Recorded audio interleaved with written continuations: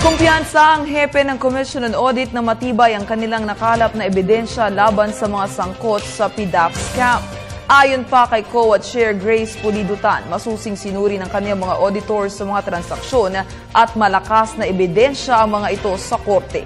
Para sa detalye, balitaan mo kami, Noel Perfecto.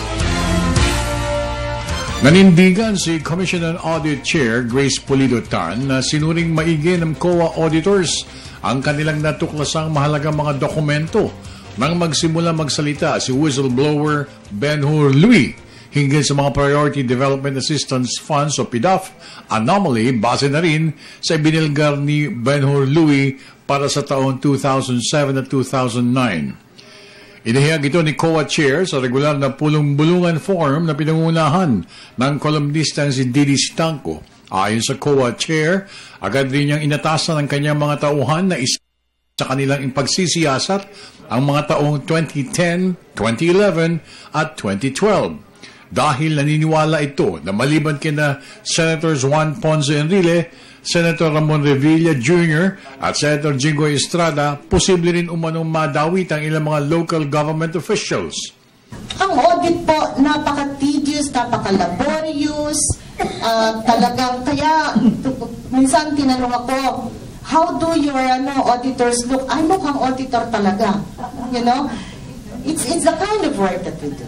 And we did all of this. So, when Ben-Hur Luis came out and he was talking, we didn't even know Napoles then because her name did not appear in any of the NGOs. But Ben-Hur Luis' name was there, Sula's name was there, we found that, and there was somebody else. No. Anyway, so when he started talking, and he was saying this and that, and we said, ito rin yung nakita natin So, yun na yung sabi ko, no, we cannot keep, we should come out of this. Ipinagdiinan ni Chairman Tan na kanilang ginawa ang kanilang tungkulin bilang mga auditors ng bayan at wala silang kinatatakutan kahit sino pa man ang sangkot sa katiwalian. Ayon kay Ms. Tan, 183 mambabatas ang pinangalanan sa COA report at lahat sila'y dumaan sa masusing investigasyon. Tungkol naman sa bintang ni Senator Jinggoy na sinisingle out siya ng COA, sinabi ni Tan na mukhang the senator is barking on the wrong tree. His source, sinabi rin niya, ang sabi ng COA report, ganito, ganito, ganyan, ganyan, ganyan. So, kung selective kami, bakit nandun ang pangalan ni Congressman Boyer? Bakit nandun ang pangalan ng mga iba niyang binanggit din? Diba? So, we're not. And I think the report itself will prove that. His speech using the same material will prove that. Now, kung bakit sila ang nakakasuhan, ang nagkaso po sa kanila, si Ben-Hur, DOJ, ang ombudsman. Kami ho, ang report, refer namin sa ombudsman. So it's really the ombudsman. So they're using it as a basis and we've turned over all the documents. Inabot ng 3 taon ang pagpapatupad ng Commission on Audit ng kanilang audit at lahat ng mga non-government organizations na tinukoy sa ulat ay kanilang isa-isang pinuntahan.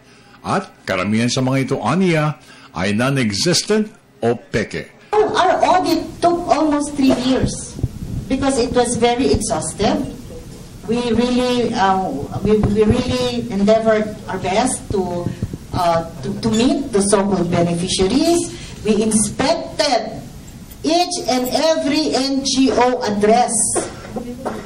Kaya nga nakalagay din sa report namin, pumunta kami, itong NGO na to, tatlong address ang linagay, halimbawa, no? Pinuntahan namin lahat, walang ganitong address na nag-i-exist. We had findings like that. Or, isang bahay sa isang barong-barong, pala ito, hindi naman opisina. At yung tao na sinasabing nakatira dito, matagal nang wala dun sa purok na yon. Para sa Telebisyon ng Bayan, ako naman si Noel Perfecto.